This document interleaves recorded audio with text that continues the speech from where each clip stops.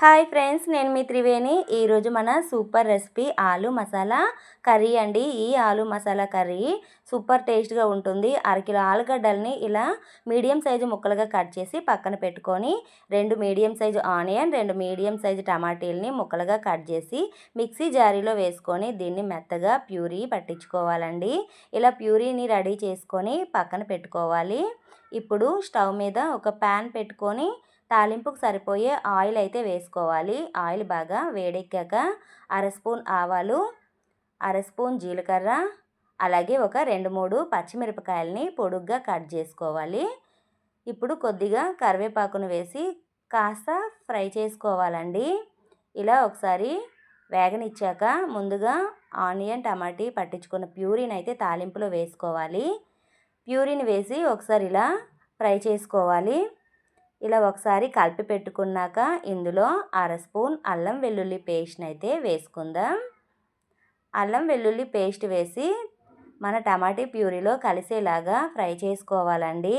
ఇలా కలిపి పెట్టుకున్నాక ఇందులో 1/2 టీ స్పూన్ పసుపు, 1 టేబుల్ స్పూన్ కారం, రుచికి సరిపడే సాల్టు, 1 టేబుల్ స్పూన్ ధనియాల పొడి, 1 టేబుల్ స్పూన్ జీలకర్ర పొడి, 1 టేబుల్ స్పూన్ గరం మసాలాను వేసి ఈ మసాలాలన్నీ మన ప్యూరీలో కలిసేలాగా కలుపుకోవాలి. ఇలా ఆయిల్ పైకి రిలీజ్ అయ్యేలాగా ఉడికించుకోవాలండి. ఇలా బాగా ఈ ప్యూరీ అనేది కుక్ అయ్యాక ముందుగా కట్ చేసి పెట్టుకున్న ఆలుగడ్డ ముక్కల్ని వేసి బాగా కలుపుకోవాలండి. చాలా సింపుల్ ప్రాసెస్. ఈ ఆలు మసాలా కర్రీ రైస్లోకే కాదండి, బగార్ రోటీలో కూడా సూపర్ టేస్ట్గా ఉంటుంది. ఇప్పుడు మూత పెట్టి కాసేపు మగ్గనిద్దాం. చాలా సింపుల్గా అయితే అదిరిపోయే ఆలు మసాలా కర్రీ 5 మినిట్స్లో రెడీ అయిపోతుందండి. మూత తీసి బాగా కలుపుకోవాలి. ఇలా బాగా 50% ఇలానే కుక్ చేసుకోవాలండి. ఇప్పుడు అడుగంటకుండా కలుపుకున్నాక ఇందులో అరకప్పు వాటర్ని అయితే వేసుకుందాం. వాటర్ వేసి బాగా కలుపుకోవాలి. ఇలా బాగా కలుపుకొని ఇప్పుడు దీన్ని మూత పెట్టి ఒక 3-4 మినిట్స్ ఉడకనిద్దాం. ఇప్పుడు మూత తీసి మధ్య మధ్యలో కలుపుకోవాలండి, లేదంటే మనకి అడుగంటుకుంటుంది. ఎటువంటి మసాలాలు రుబ్బనక్కర్లేదండి, మిక్సీలు వేయనక్కర్లేదు. ఇలా సింపుల్ ప్రాసెస్లో కుక్ చేసుకున్నారంటే భలే టేస్ట్గా ఉంటుంది. ఆల్మోస్ట్ మన ఆలు మసాలా కర్రీ దగ్గర పడింది.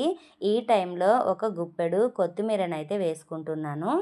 కొత్తిమీరని వేసి ఒకసారి బాగా కలిపి పెట్టుకోవాలి.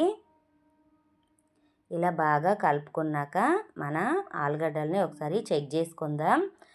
చూసారు కదా, ఇలా నీట్గా కుక్ అవ్వాలండి.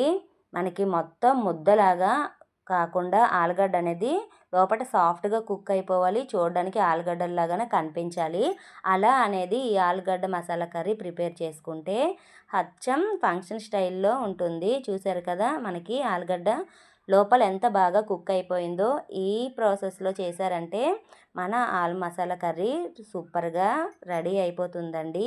ఇంతే ఫ్రెండ్స్, చాలా సింపుల్గా మన ఆలు మసాలా కర్రీ రెడీ. స్టవ్ బంద్ చేసుకొని వేరే ప్లేట్లోకి సర్వ్ చేసుకుంటే గుమగుమలాడిపోయి ఆలు మసాలా కర్రీ రెడీ. మీరు కూడా ఒకసారి ట్రై చేయండి.